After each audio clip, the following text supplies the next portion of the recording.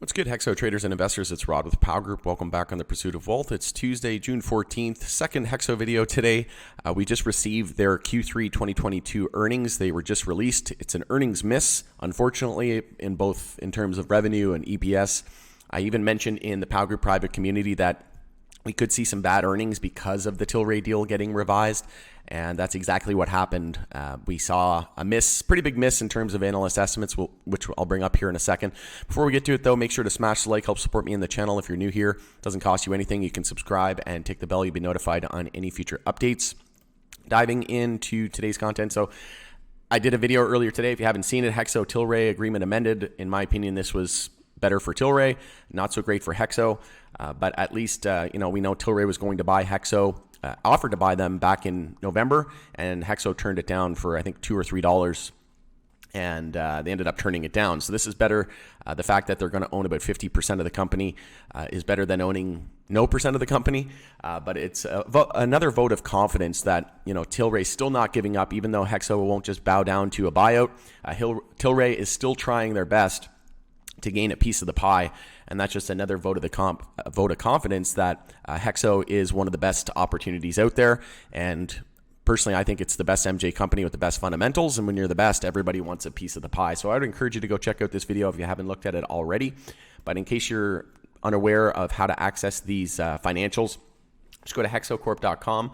Underneath Investors tab, go to SEDAR filing. That'll bring up this page, and you'll see here the interim financial statements and report, the MD&A, which is the management discussion and analysis. I haven't read through that yet, but I wanted to come on and give you guys the results.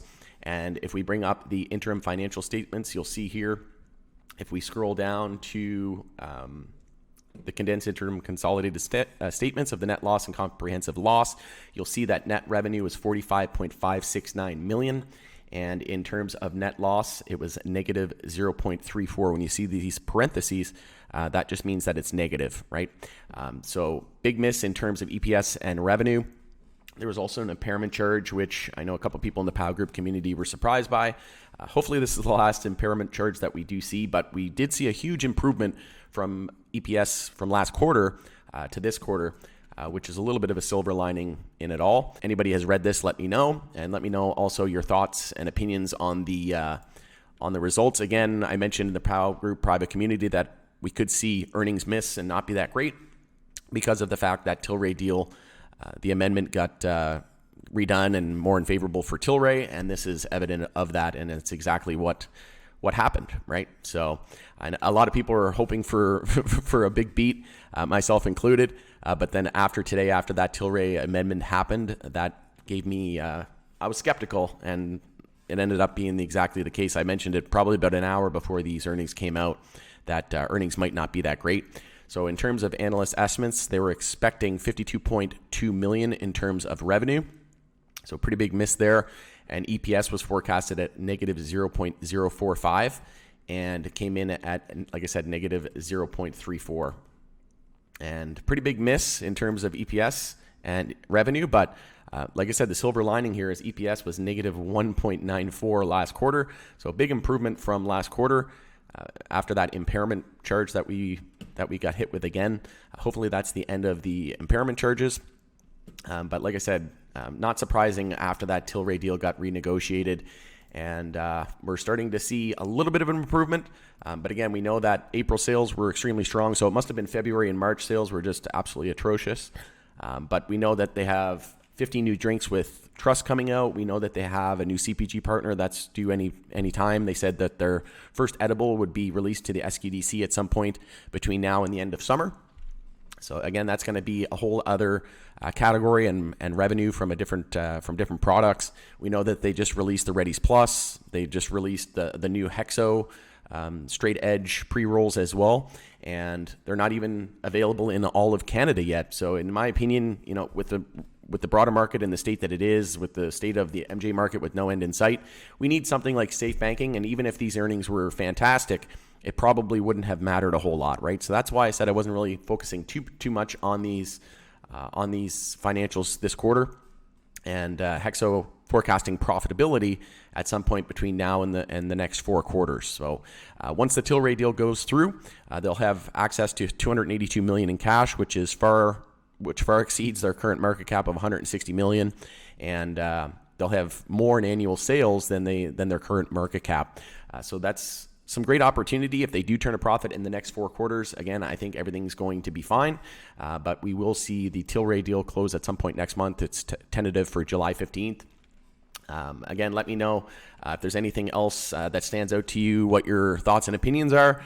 Are you surprised that we missed? But, not that surprising, like I said, given the fact that Tilray deal was renegotiated. EPS, huge improvement. That's about the only thing good that I've seen from this news release and this report here for financials for Q3 2022. Again, not too concerned about the next couple of quarters either. I think in the next 4 to 5 quarters, once we actually hit profitability, that's going to be the time where, and once we can expand into the US, right? We know that through that Tilray deal, they even mentioned that anything international will be sourced from Tilray. So HEXO will source it from Tilray, but everything in the Canadian market and the US market are fair game for HEXO. So HEXO's free to do as it pleases with regards to those 2 markets, which are the biggest markets in the world, in my opinion, the Canadian and the American market.